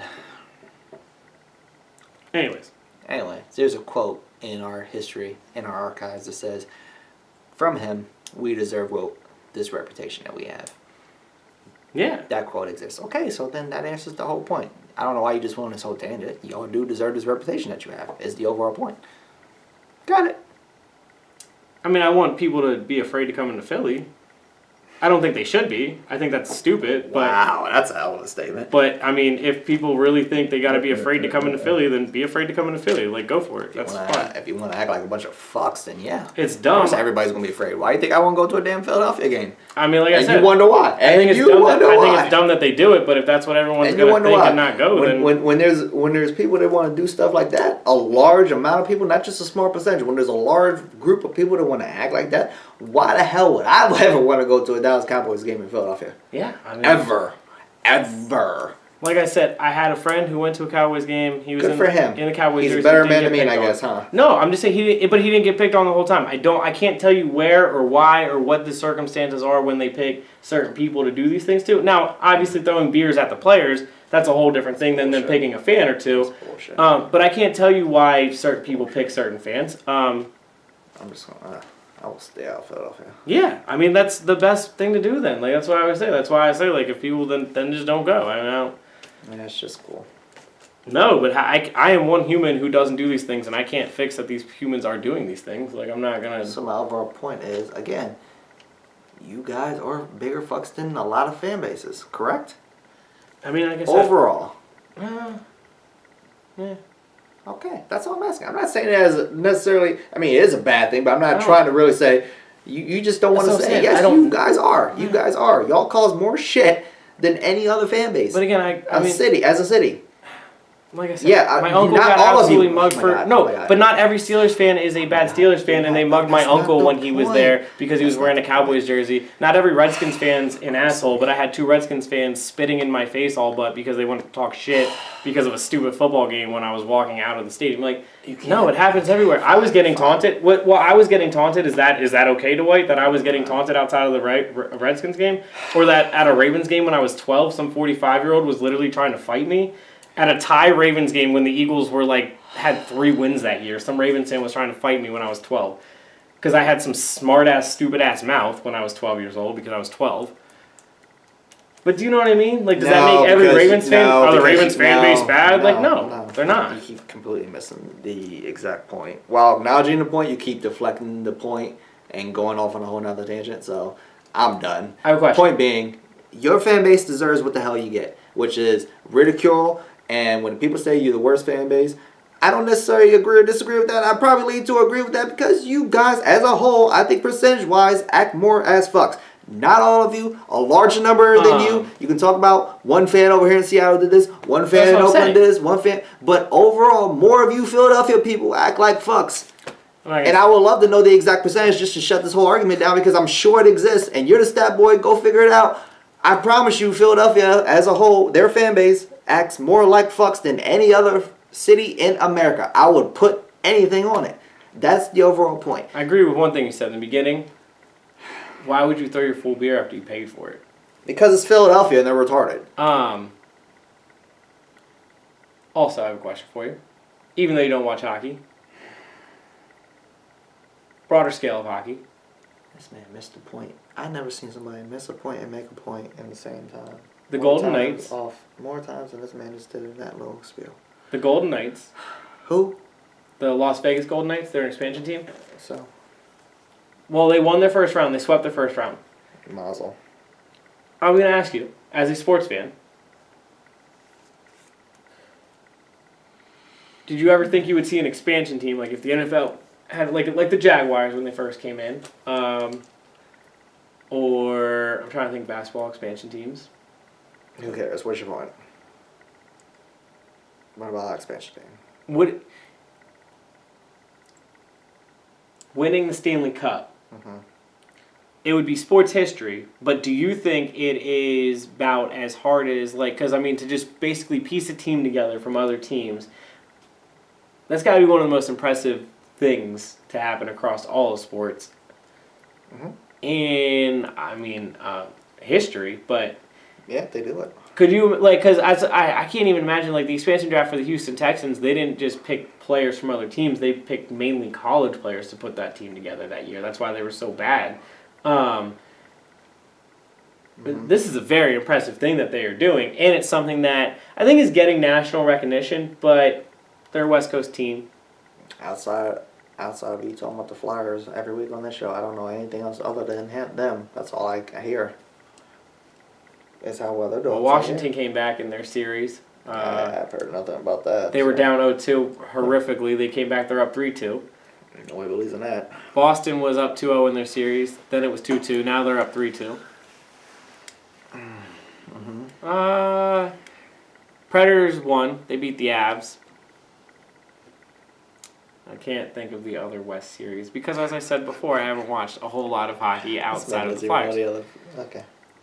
The other West series, it was the Sharks. They won. And there was one more. Wasn't any good. Tampa Bay beat the Devils to wrap up the East, which I didn't do. Tampa Bay did beat the Devils in 5 games. I think that's all I want to talk about with the NHL. Dwight, you hate the draft? I hate the draft a lot. So I'm going to try to skim through this real fast because the draft this week. For some reason, every year, it doesn't matter what the best player is. If you are a quarterback that anyone thinks has any such kind of talent, you're going to go top 10 anymore. Whether you should or should not. I mean, Baker Mayfield, who I like a lot and is a winner and who I think could be down the road the best overall player out of this, I thought that about Russell Wilson other than Andrew Luck in that draft. But, I mean, I understood Russell Wilson wasn't going to get drafted until the second or third round. They're talking about Baker Mayfield, who I think should be a second-round pick, going top 10. And I believe in him, and he believes in himself, and he walked on to 2 major college football teams, started at both of them first year he was there, was in the Heisman race 3 of the 4 years he was eligible to do it, went to the playoffs. Okay. I'm not saying it's a waste, but I mean, all these guys are a risk. Saquon Barkley is the best player in the draft. Okay, he's a running back. The other best running back is Chubb. He's a running back out of Georgia. Okay, they're the 2 best players by far in this draft. But Barkley's going to go maybe top 5. Chubb will go top 15. But I mean, these quarterbacks are going to go 1, 2, 4, something like that. I don't, not 4. I guess the Browns have 1 and 4, but. Yeah, supposedly they want 2 quarterbacks. That's an actual conversation. So I was going to get into that. I was going to get into that. I have a question. Since I don't care where this player goes. I don't care where this player goes. Why are the Browns talking about going with 2 quarterbacks? Since they have missed on so many quarterbacks, do you think that is a good idea? That's retarded. I agree. I don't think it's a good idea. A lot of, again, Mel Kipers, the experts. I don't listen to them. I don't either, but they think it's a good idea, and I don't think it's a good idea at all. Wow, we struck out every single year, so we should strike out twice in the same year. And say in 5 years how it didn't work. So and here's what I hate about the draft. They're trying to play the odds at that point. Well, why don't you just get it right? How about you just get it right? Because instead of getting on the Browns for getting it right for once, we want them to have 2 opportunities to try to get it right in 1 year. That's stupid.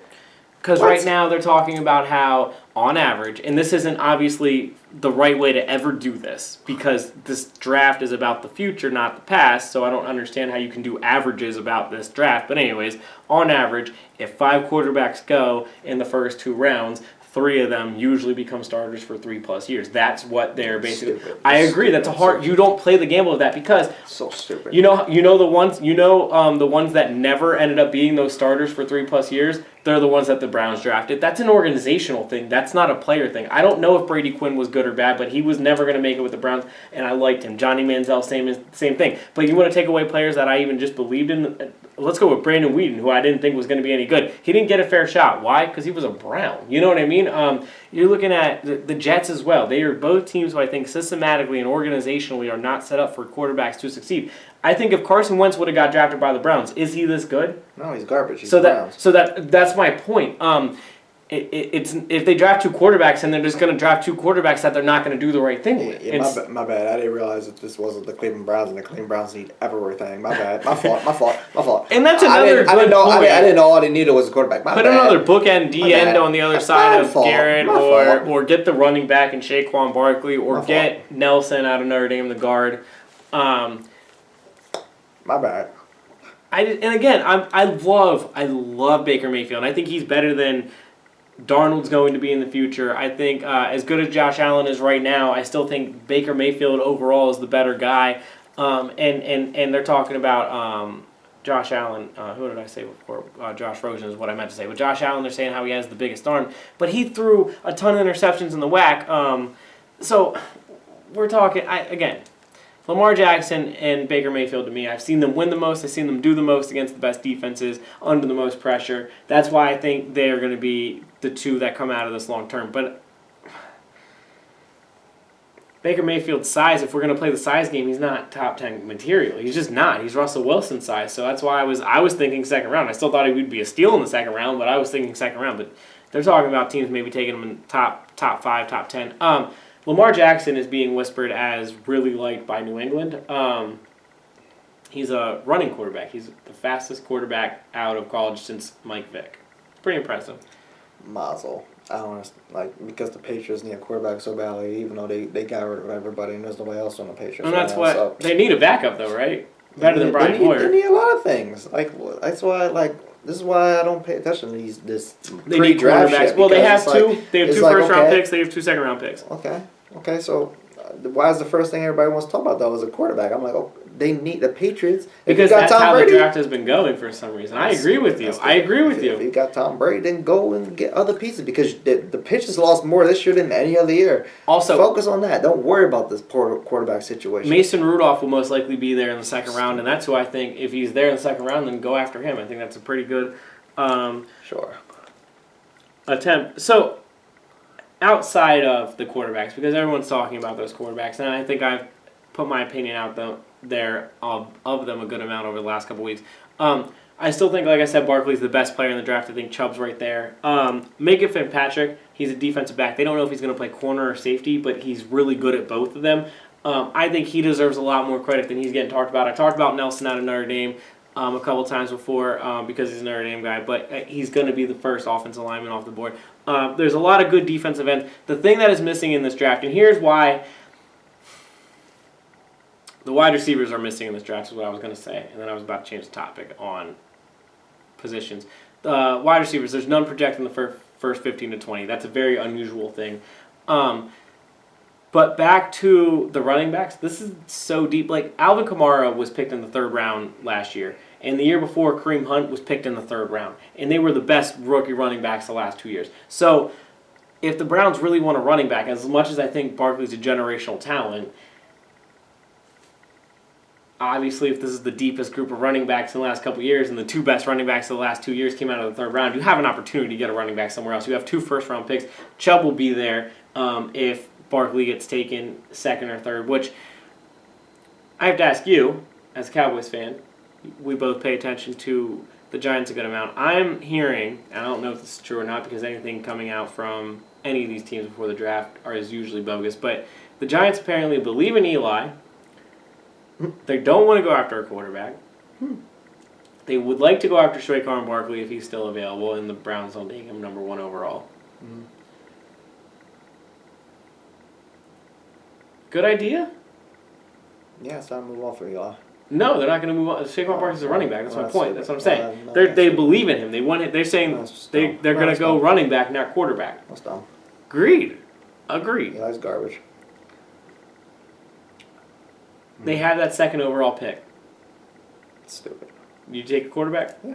I agree. I mean, there's no doubt that I take a quarterback. But that's where things get really fishy then, because the best player is still Saquon Barkley, and that would leave him there at 3rd if the Browns also take a quarterback.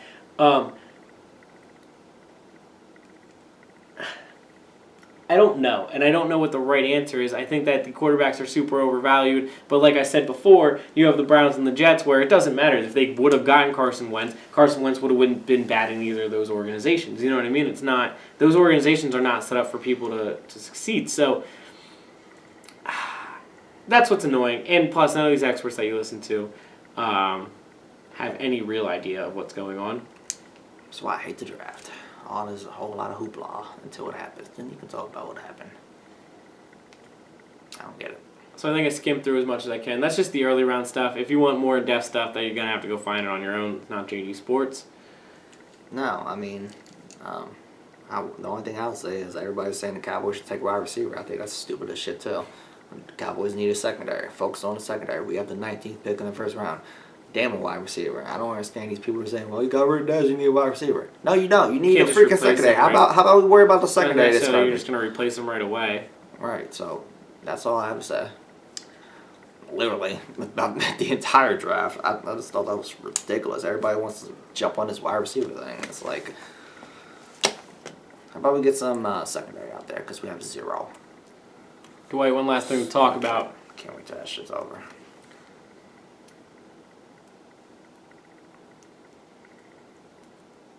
WWE. What about it? On Friday, they're doing an 11-hour marathon. Just about. I'm really not trying to have to watch this whole thing. 50? For the Royal Rumble? Yeah, just 50 people. Biggest Royal Rumble. Well, they're calling it the greatest, right? But this is the biggest Royal Rumble of all time. 50 guys. It's in Saudi Arabia, right? Yep. Before the fight, or is it after? Is the fight the main event? Is the Royal Rumble the main event? I don't know, presumably. Okay. Well then, before the Royal Rumble, we think Rusev from Saudi Arabia is going to fight The Undertaker, but he wasn't for a second, and break the walls down. The GOAT, Jericho was, but then it went back to being Rusev because Well, we don't know why, but Nobody seems to know why. I haven't Yeah, yet to figure out why. Rusev was booked against The Undertaker, then he was not booked against The so is Undertaker. my favorite wrestler. Then he was booked against The Undertaker. Which is it weird that Jericho would have just randomly fought The Undertaker in Saudi Arabia with no storyline, no reason, no nothing? I mean, that's basically this whole freaking event. But at a pay-per-view, like that would have just been That's the oddest. basically this whole event. That would This have whole been the event- oddest thing of all time. Yes. No, this whole event is the oddest thing of all time. It's all random, dude. Like, literally, the entire card. Before we is get into more, random as hell. Because I want to hear about the rest of the card. Before we get into more, though, am I gonna see my favorite wrestler then? Yeah, Jericho's gonna be there. He was already scheduled. That's what's the dumb thing about him is that he was already announced to appear. He was announced to appear In the Royal there. Rumble? I'm guessing he was already announced to be at that event, and then Okay. they did that stupid thing with him and Rusev, and presumably he's still gonna be there. Well, I was just wondering because I'd like to see my favorite wrestler. But so, what's other than the Royal Rumble itself? What's on the ballot? What's the lineup? Well, there's no women matches, but there are 7 title matches total. They're literally making this into like the greatest pay-per-view of all time, apparently. They have everybody and their mom coming. Triple H is fighting John Cena just for the hell of it, speaking of things that are random. Okay. Undertaker's fighting a casket match for no reason. There's a freaking casket match. There's a freaking Royal Rumble with 50 men, the most ever. There's a freaking cage match. There's a freaking ladder match. They're literally throwing everything they possibly can into this one Wow. pay-per-view. I'm really Right? gonna watch There's this now. 7 title matches. Triple H is fighting John Cena for no reason. Taker again.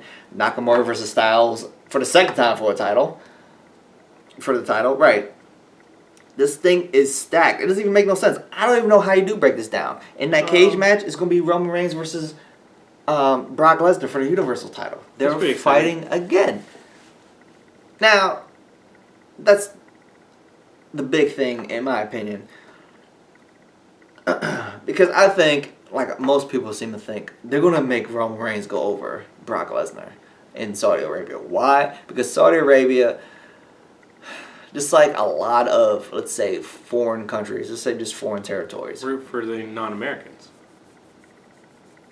Well, yeah, but I was going with, they go with the status quo a lot more than American fans So if the do. WWE says root for him, that's what they root for? Right, and WWE realizes that, That's the place to do it. They'll get least booed yeah. there. In America, Roman Reigns is going to get booed out of the building. If he goes to Saudi Arabia and wins the title, those fans are going to lose their minds.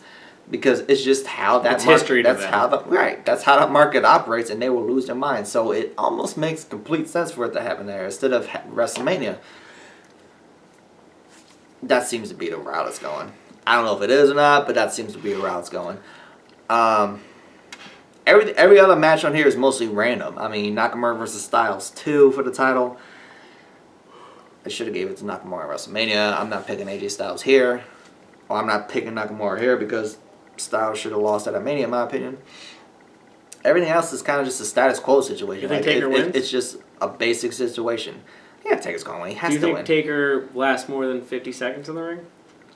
Yeah, it's going to be more than 60 seconds. Um, At WrestleMania, it was 3 minutes. It's going to be. Was it? Yeah, it was 3 minutes. It's Um, not going to be much longer than that. And again, you know why they put Undertaker out there? Because it's Saudi Arabia. They haven't seen these guys in these matches and these match types in forever, if at all. I don't remember the last time I heard them beating in Saudi Arabia. So they're throwing everybody and their mom out there because those fans don't get to see it. Okay, cool.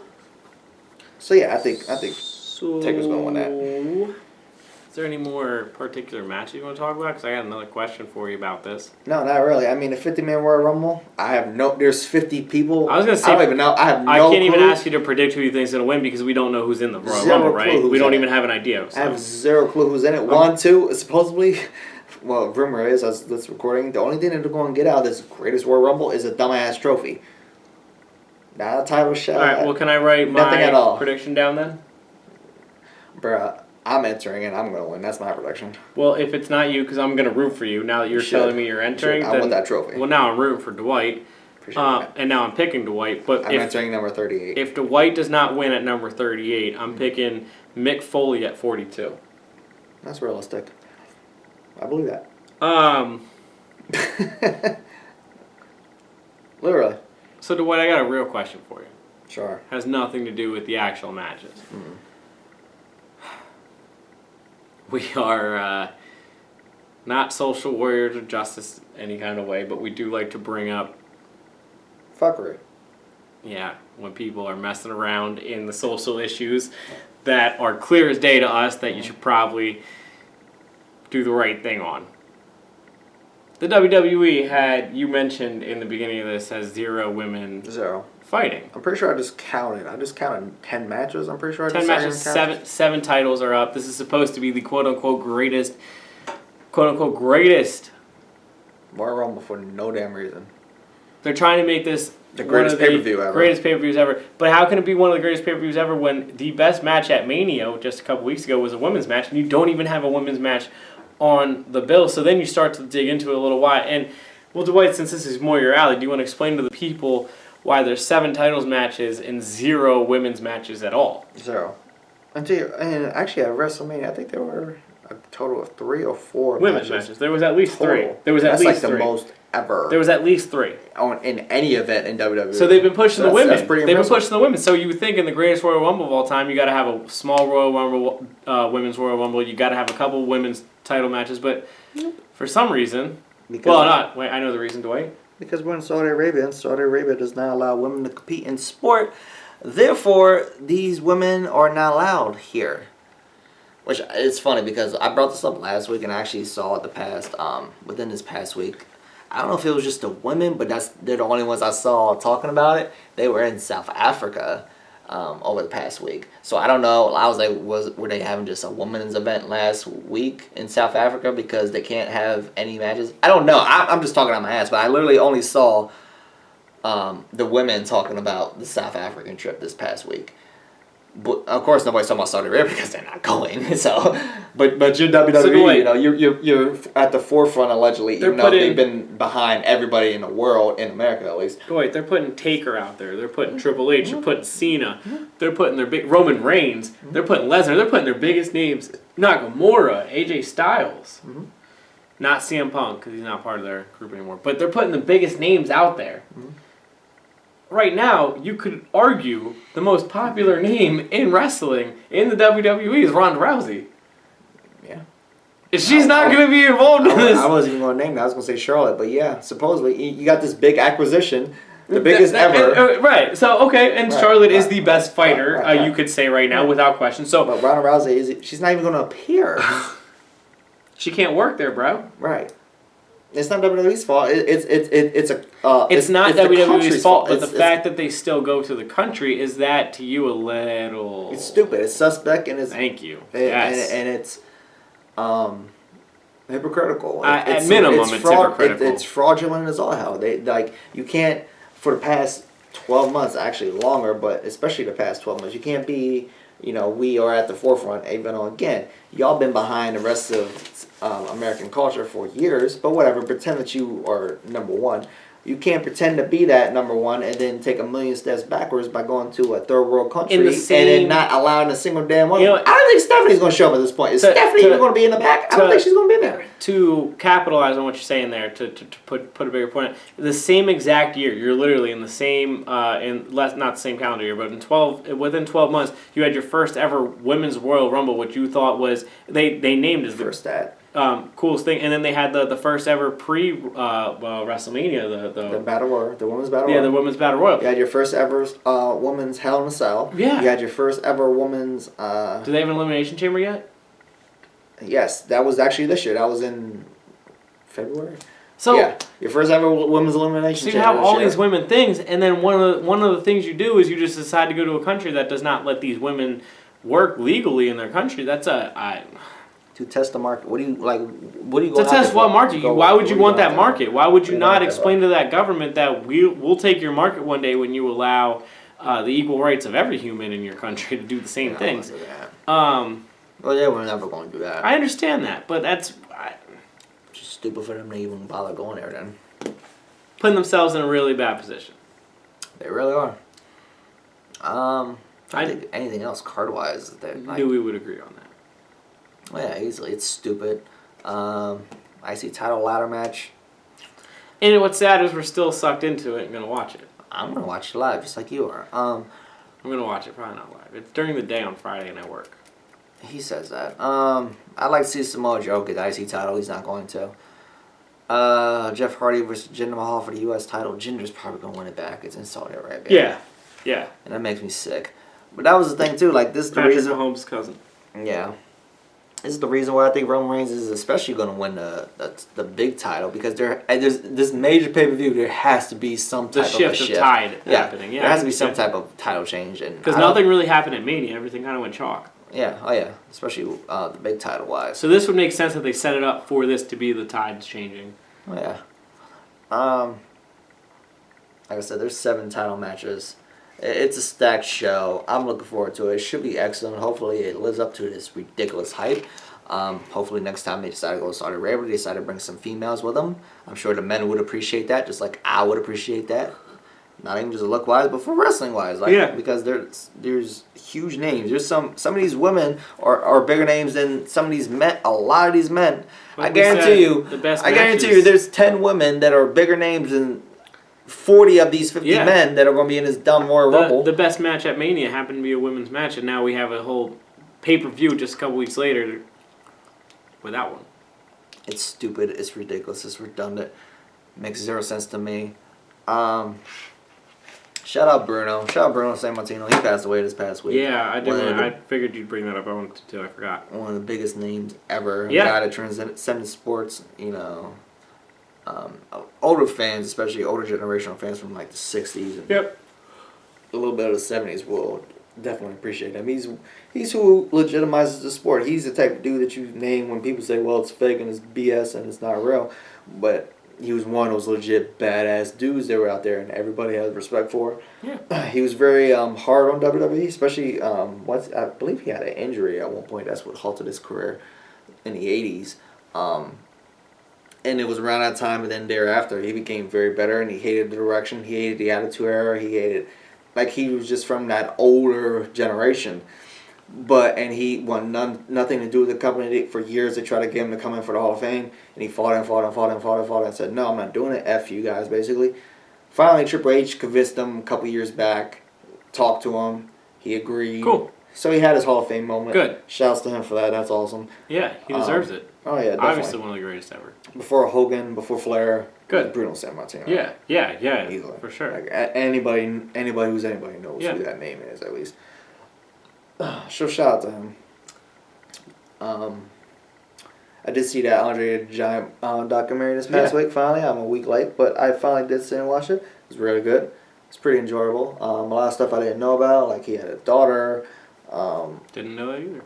I didn't know he started wrestling at Extreme. There's actually footage in they show. I didn't even know this existed. It's in black and white where he was younger and he was real skinny and lean. It was really weird. He was doing like amateur wrestling stuff, and I was like, what in the hell? I didn't know this stuff existed, but it was in pretty good black and white quality. Yeah, nice. But it's interesting. I'll definitely check it out. Yeah. Nice. Anybody, wrestling fans, non-wrestling fans alike, you should definitely check out a documentary on Andre the Giant. It was solid. It wasn't quite as depressing as the 30 for 30 on Ric Flair. But it was very informative. It was fun. Definitely something worth checking out. I'm definitely going to do that. You should. I have a link. Well, Dwight? We don't support that kind of thing with JD Sports. That's stealing. Next In week? fairness, it's not my link. I just found it. Next week? I didn't look for it either. It was in my suggestions on YouTube because it's 2018 and it's the internet and it says have it. And I was like, okay, I shall have this. Thank you. Whatever. We'll recap the draft next week. We'll talk a little more NBA. Like actual results of the draft and not this hyperbole. We're bullshit. finally there. Thursday it starts. Enjoy the draft. Enjoy more NBA. Enjoy your NHL if you continue to watch the NHL. Enjoy the greatest Royal Rumble of all time. Enjoy the greatest Royal Rumble of all time. We'll recap that as well. God, I'm so glad this event's happening at 12 noon our time. That means it'll be done before dinner time. It'd be great. Instead of starting at like 7, 8 o'clock our time, it's ending at 12:30. Done it. 1 a.m. Dwight. Looking forward to that. Till next week. We love women.